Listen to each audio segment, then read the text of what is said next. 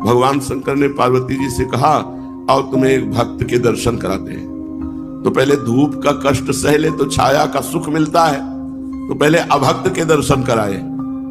वो चारपाई में बैठे सुपारी कतर रात था, खूब गाय भैंस जमींदार आदमी गए, कहा राधे श्याम भाई 100 ग्राम दूध मिलेगा क्या? ठाकुर जी शालिग्राम भगवान को स्नान कराना है। उसने बड़े कटुवचन किए और अपमानित करके भगवान को वापस कर दिया।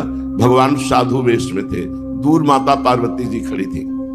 भगवान शंकर जब उसके दरवाजे से खाली हाथ लौटे तब ऐसे कहा, हे प्रभु जितनी संपत्ति है इसके पास कई गुना और बढ़ा दीजिए।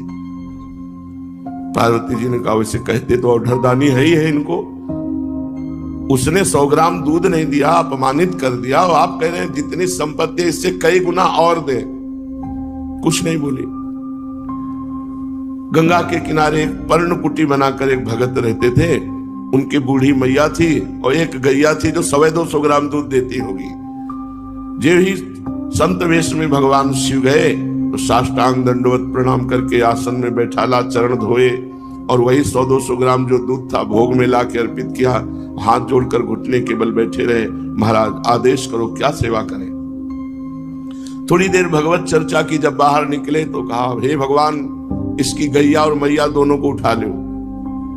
पार्वती जी को अब नहीं रहा गया।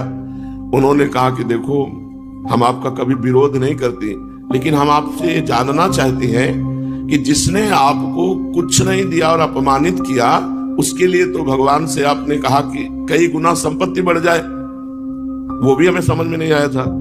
और ये बड़े प्यार से अपनी गैया का दूध दिया, और एक बूढ़ी मैया रह रही थी जो बातचीत करने काम, आप गैया मैया दोनों को, ये कौन सा आपका निर्णय रहा, कौन सा न्याय रहा, कौन सा सेवा फल आपका?